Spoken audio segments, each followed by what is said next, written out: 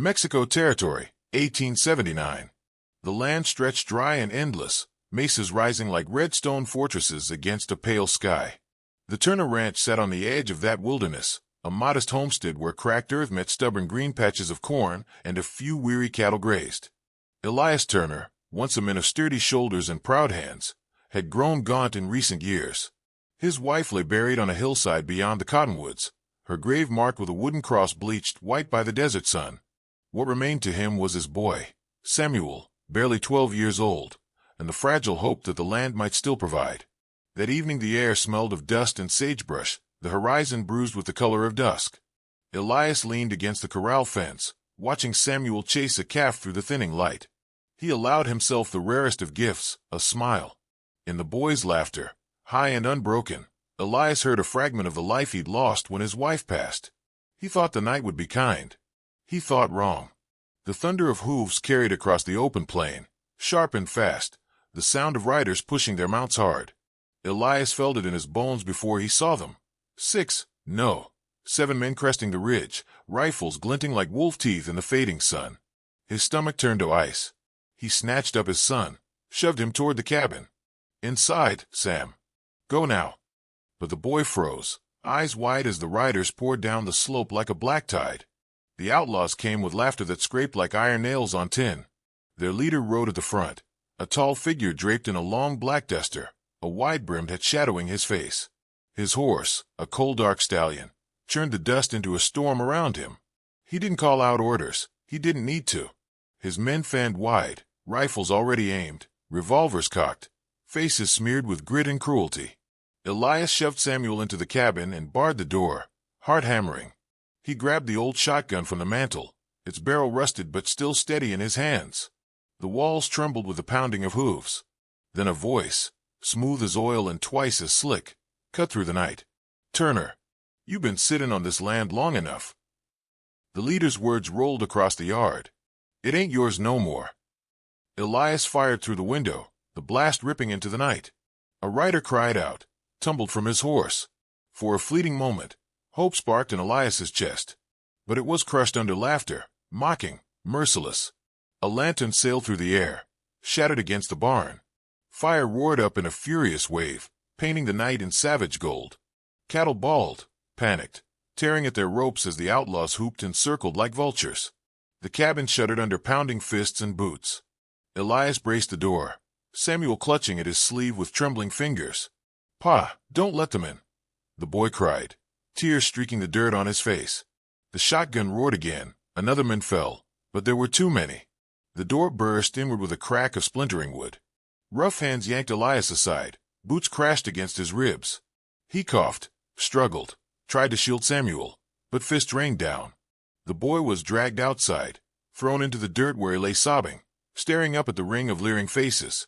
The leader dismounted at last, stepping from shadow into firelight. His face was sharp, eyes pale as bleached bone, a smile carved cruelly across his lips. He took off his hat and bowed with mock courtesy. "Name's Rafe Colton. This here's mine now." His eyes swept the flames consuming the barn, the smoke curling high into the night sky. "Fine spot for a mun like me." "You devils," Elias spat through blood. "You'll answer for this." Colton knelt, so close Elias smelled whiskey on his breath. "Answer to who?" "You. A half-broke farmer with nothing but a boy he can't protect." He grabbed Samuel by the collar, yanking him up. "Maybe I'll keep the kid. Teach him how a mun survives out here." Elias roared, lunging, but was struck down again. Colton laughed, the sound like iron dragging on stone. "Get this fool out of my sight. Leave him wandering. Dez'll finish what I don't." They beat him one last time, then flung him and Samuel beyond the corral, past the flames. The boy crawled at his father, clinging tight. Behind them the cabin door slammed, boots thudded, voices rose in drunken cheer. The Turner home was gone, swallowed by firelight and the stench of outlaws. Through the night they stumbled, Elias half-blind with pain, Samuel's small hand guiding him forward. The desert wind bit cold, whispering through mesquite and stone. Above them the stars burned, vast and indifferent. Elias sank to his knees at last, chest heaving, ribs aching. He pulled Samuel close, pressing his forehead to the boy's hair. "I swear, Sam," he rasped. I'll take it back. Somehow, I'll take it back. But even as the vi left his lips, despair gnawed at him. He was a broken man, his land stolen, his son endangered. Against 7 hardened killers, what could he possibly do? His shotgun lay somewhere in the dirt behind them, useless now. His spirit felt as hollow as the desert wind. The boy's sobs softened into hiccup breaths. Pa, what'll we do? Elias had no answer. He stared at the horizon, where darkness pressed down heavy. The desert stretched wide, merciless, offering no shelter. He thought perhaps they would die out there, his boy and him, bones bleaching under the sun just like countless nameless souls before them. But then Elias saw it. Far to the east, where moonlight touched the ridges, a shadow moved. At first it seemed like smoke, a trick of weary eyes. But the shadow grew, solid, taking shape. A horseman rode the ridgeline, dust spiraling from hooves, cloak trailing behind like a black banner in the night. The figure paused against the silver sky, etched sharp as iron on stone, watching. Elias's breath caught in his throat. Something in the rider's stillness sent a shiver through him, a sense that the desert itself had conjured a sentinel. He clutched Samuel's hand tighter, voice breaking with awe and fear. "Look, boy," he whispered. On the horizon, dust rises from the hooves of a lone rider. Jonas Hail rode beneath a sun the color of brass, his horse's hooves striking hollow against the baked earth of the New Mexico territory. Dust clung to his duster, to the lines of his weathered face, to the gray in his beard that caught the light like tarnished silver.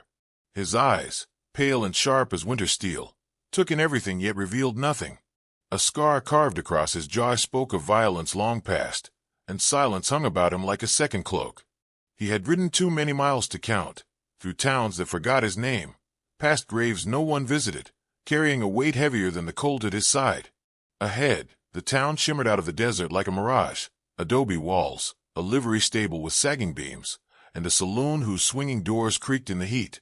Life clung stubbornly here, as it did in all frontier towns, a few wagons, the bray of a mule, children chasing each other barefoot in the dust. But beneath the simple rhythm of survival was a tension that Jonas felt the moment he passed the first hitching post. Conversations hushed, eyes lingered too long, and an unspoken fear clung to the air.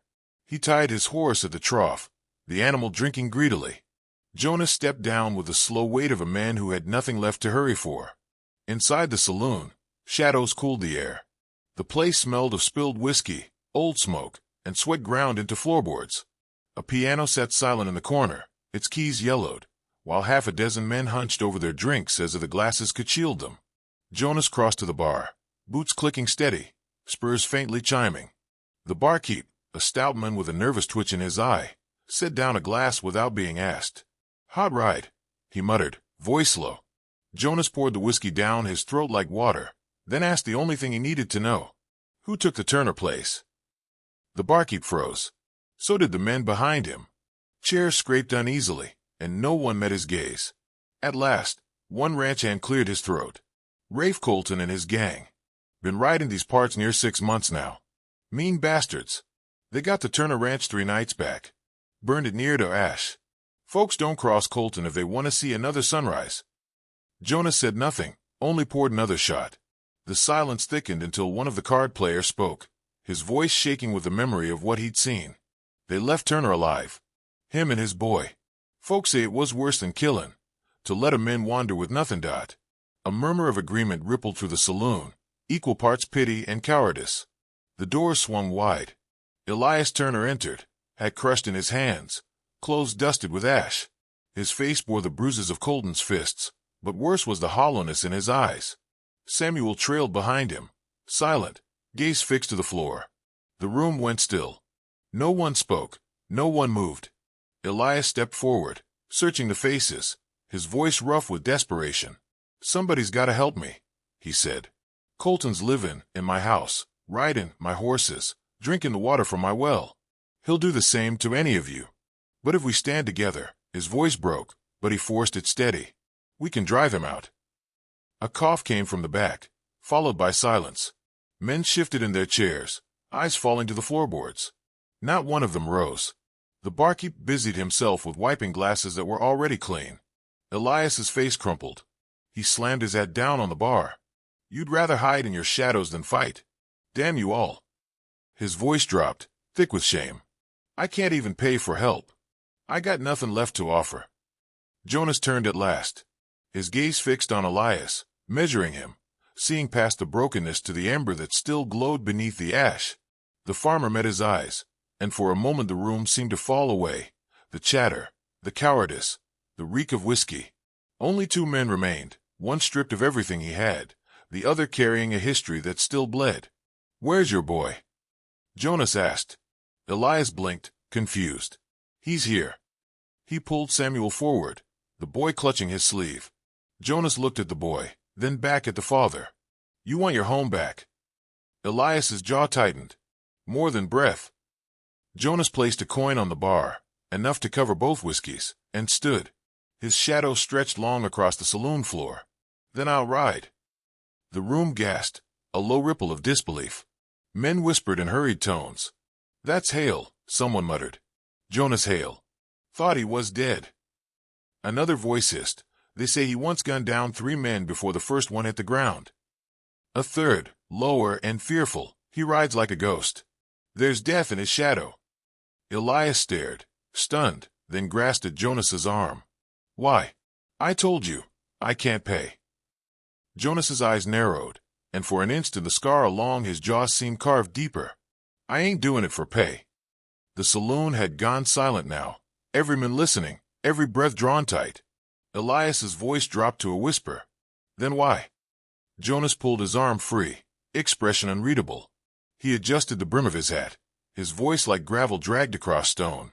"Because men like Colton don't stop unless somebody makes them." He walked toward the doors, boots ringing against the floorboards. The swing of the doors sent a gust of dry heat rolling in. Outside, the sun had slipped toward the mesas, bleeding red across the sky. Jonas mounted his horse with the ease of a man born in the saddle. Behind him, the whispers grew. Old names rose like smoke in the room: lawman, killer, ghost. Tales of the past bled into the present, and fear tangled with awe. No one followed him. No one dared. Elias stumbled out after him, hat clutched, eyes wet. "Hail, you'll die if you go alone. Colton's got 7 men, maybe more." Jonas swung into the saddle, looking down at him with those pale, merciless eyes. "I've been outnumbered before." Elias shook his head, torn between gratitude and dread. Samuel tugged at his father's sleeve, whispering, "Pa, he looks like death riding dot." Jonas turned his horse toward the wide plain, where the Turner Ranch waited under outlaw hands. The sky darkened, shadows lengthened, and the desert wind rose, carrying dust across the land. He rode into it without a glance back, a solitary figure swallowed by the coming night. And as he vanished beyond the ridge, a voice inside the saloon trembled away a Mendez when speaking of things best left unspoken. "If Colton's got any sense left, he'll start running. 'Cause when Jonas Hail rides, the earth remembers." The Turner Ranch was no longer a home. It had become a den of rot and laughter, of boots on kitchen tables and whiskey bottles rolling in the dirt. The garden plot where Elias's wife once planted corn now held a gallows-shaped scarecrow, its straw-stuffed arms mockingly tied behind its back. Chickens wandered freely in the parlor, and the barn, though scorched, had been propped back up with whiskey crates and stolen fence posts. Rafe Colton and his men had claimed it all, like wolves squatting over the corpse of something once living. Their horses stood tethered near the creek, their rifles leaned against porch beams, and each night the sound of shouting and drunken gunfire cracked the stillness of the desert. But they were being watched. From the cliffs east of the property, where the red rock jutted out like jagged teeth, Jonas Hail crouched beneath moonlight, eyes narrowed behind dust-streaked lashes. His rifle rested across his knees, untouched. He didn't need to fire. Not yet. He was studying, listening, waiting. He had been there 3 nights running, moving like a shadow from ridge to dry wash, from creosote bush to mesquite thicket. He watched their routines, marked who wandered off to piss too far from the firelight, who always passed out first, who polished his revolver even when drunk. On the 4th night, he slipped down through the rocks, silent as a dying breath. He moved past the horses first, whispering to them in a voice they trusted. He cut half the reins, tied them off loose. He scattered cactus thorns near the firewood stack. At the edge of the barn, he poured lamp oil over the feed sacks. Then he vanished, leaving only the wind behind him. By dawn, the horses had scattered down the gulch. A man gashed his palm on the firewood. Another cursed as his boots filled with ants drawn to the honey Jonas had smeared on the soles. The outlaws grumbled, squinted toward the canyons, and muttered of coyotes and bad luck. Only Colton laughed. Some ghost thinks he's clever, he said, feet up on Elias's porch, smoke curling from his cigar. Let him creep around in the dark. He'll come close soon enough, and we'll hang him like a side of beef. That evening, Elias and Jonas sat around a cold campfire on the far side of the wash. The moon was hidden behind drifting clouds, casting the desert in a soft, secret shade. Elias looked across the distance to the flickering lights of his stolen ranch, his face tight with fury and sorrow. You ever lose a place you loved? Elias asked, voice low. Jonas didn't look up. He cleaned his revolver slowly, methodically. Lost a woman, he said. She was the only place I ever felt still. Elias was quiet a long moment. Colton took my wife's quilt and nailed it over the window. Like it don't matter. Like she never stitched it with her hands. Jonas paused. Men like Colton don't believe in things with hands. Only things that bleed. Elias turned to him. What about you? You move like a man who's lived with death a long while. You law once. A flicker passed through Jonas's eyes. No. Killer for hire. Jonas stood without answering. He holstered his revolver, gaze fixed westward. Some things are better off buried. That night, a man named Clancy staggered from the barn, pants around his knees, laughing. He didn't make it halfway to the out-ice before he slipped on a snare and cracked his skull on a rock. The gang found him groaning at sunrise, his leg twisted, a string of orebles tied to his belt. Another man, Jeb, swore he saw someone watching from the ridge. When he fired, the echo bounced back like a scream, and all he hit was a hawk taking flight. Colton paced the porch with narrowed eyes. This ain't chance. There's a hand behind this. Brock, a lean, twitchy man with burns along his neck, huffed. You think it's him? The ghost. The one they say rides for vengeance. Colton scoffed. I don't believe in ghost stories. But that night, as the fire burned low and shadows licked the walls of the cabin, one of the younger men, Reed, barely more than a boy, stared into the flames and said, I seen that man before. The others turned. Reed's voice shook. Years ago, in Yuma, there was a shootout. Some bounty hunters tried to bring in a man they said was already dead. Said he'd gone cold 5 winters past, but still walked. He shot 3 of 'em clean. Didn't speak a word. Folks called him Blackcunt. The name dropped like a stone in still water. Brock muttered, That's a tale. Ain't no such man. Reed looked up, pale. It's him. I saw that scar on his jaw. Same eyes. Same coat. They said he was Hail. Jonas Hail. Blackcunt Hail. A silence followed, stretching thin and taut. Then Colton spat into the fire. Dead or not, if he's coming for us, we'll hang him like anyone else. Hang him slow. Jonas watched them from the canyon rim, the wind brushing his coat like a whisper. He heard the name they'd spoken, his old name, the one man once cursed in saloons, the one printed on wanted posters long torn and sun-bleached. He touched the handle of his revolver, fingers slow, reverent. He hadn't used it in 5 years. Not since Abilene. Not since the grave behind the churchyard. But there were ghosts in this land. Some of them just hadn't stopped writing yet. And Jonas Hail had one last ride in him. The desert held its breath. Wind curled low through the canyons like a whisper of old ghosts. Jonas Hail crouched beside Elias beneath a ridge of jagged stone, eyes fixed on the stolen ranch below. Lanterns flickered weakly inside the house that had once smelled of cornbread and wormwood. Now it belonged to outlaws, and the night seemed darker around it. See that man? Jonas pointed through the spyglass, hand steady as granite. Guard on the north side. He always walks 3 paces too far past the gate. Leaves a blind spot here.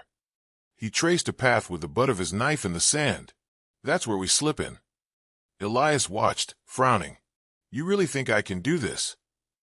His voice was tight, breath shallow. I couldn't protect my own boy. Jonas didn't look away from the glass. You're here now. That's what matters. You move like you were born in shadows, Elias muttered. Me, I stumble like a cow in boots. Jonas finally turned. His eyes, cold and sharp as frostbite, softened just a touch. I wasn't born in them. I was made in them. And I ain't asking you to be me. I'm asking you to be brave enough to try. For Sam. Elias nodded, jaw clenched. He didn't say more. He didn't need to. They slipped down from the ridge after moonrise. The wind rose enough to cover their footsteps, and the dry grass barely stirred under their boots. Jonas led, silent as a shadow on water, Elias close behind. They reached the outskirts of the barn undetected, ducking behind a rotted water trough. The smell of old smoke and sweat hung thick in the air. Inside the barn, two outlaws sat on overturned crates, arguing over a bottle. One scratched at his chest, the other picked his teeth with a blade. Jonas whispered, "Wait here." He vanished into the dark like a breath exhaled. Elias watched, frozen in place, heart hammering in his ears. The first man didn't even cry out. A whisper of motion, the glint of steel, and he folded sideways into the straw. The second man turned, mouth open to shout, but Jonas was already on him, hand over his mouth, blade slipping quick beneath the ribs. The outlaw's body twitched, then went still. Elias nearly retched, but kept it down. Jonas emerged from the gloom, blood dark on his knife. He wiped it clean with the dead man's sleeve. "That's two less devils in the world," he murmured. They crept back out through the corral as the wind shifted again. In the distance, cattle stirred, sensing the unease in the air. Jonas paused, scanning the hills beyond the ranch. "We hit them at dawn. Stampede the herd, smoke them out, and take the house in the confusion." Elias stared at him. "Just us two. Two's enough when they ain't expectin' what's comin', Dot." That night, they returned to camp. But Samuel was missing. Jonas's mouth became a line of stone. Elias shouted his name into the dark. No answer. Only the howl of wind and the cry of distant coyotes. They found his footprints the next morning, small, careful, looping around the canyon edge. He'd gone to watch, to scout like he'd seen Jonas do. Brave. Stupid. Gone. At the ranch, Rafe Colton grinned as he dragged the boy into the front yard, holding him up like a trophy. Samuel's face was bloodied, his lips split, one eye swollen shut. He didn't cry. He glared with every ounce of his father's fire. "You hear me, Hail?" Colton shouted into the open air, his voice echoing against the cliffs. "I got your little spy. You want him back. Come crawl for him." Jonas stood on the ridge, unmoving. Elias trembled beside him. "I'll kill him," Elias hissed. "I'll kill Colton with my bare hands." Jonas's voice was low, steady. "You'll get your chance. But we do it smart. We ride at dawn. They won't see the sun rise the same." The herd waited in the canyon, restless, the dust rising around them like the breath of war horses. Jonas had spent the night loosening the corral, tying fuse cords to lantern oil, setting traps like a surgeon preparing for blood. Elias mounted without hesitation. His shotgun rested across his saddle horn. His face was pale, but his hands didn't shake. The sky blushed pink as the sun broke the horizon. Jonas slapped the lead steer with the flat of his rifle butt. The cattle exploded forward in a thunder of hooves and muscle. They poured down the slope like a living avalanche, bellowing, kicking, wild-eyed. Dust churned in great spirals, blotting out the ranch in waves of brown and red.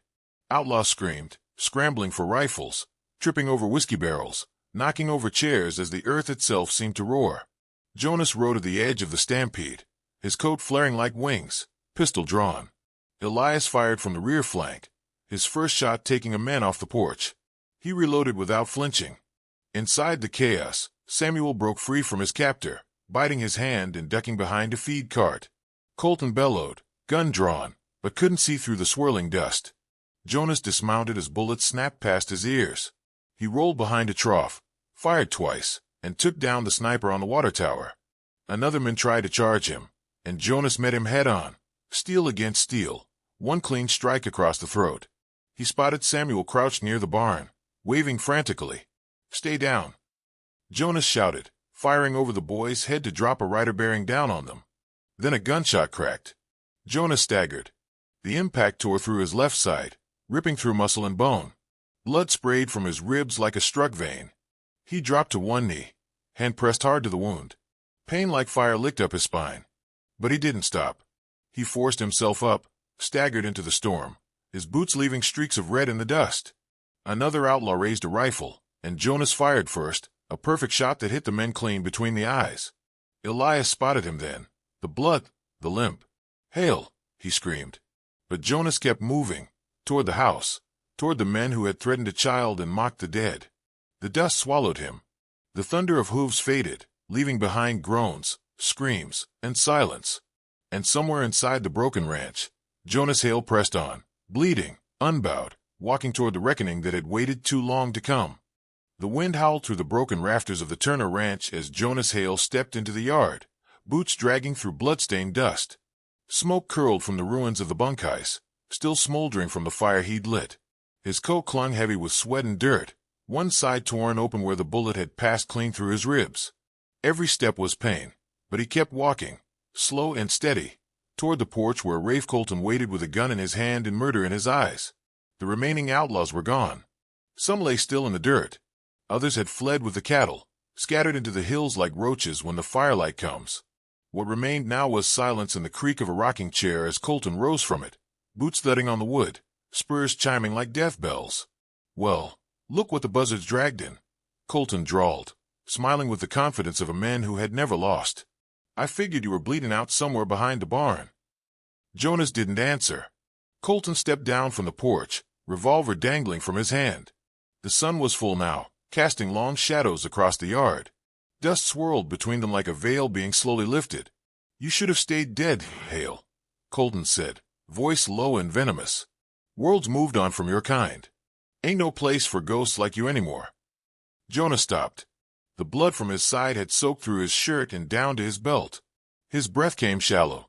But his eyes were still ice. "I never stopped hunting men like you," he said.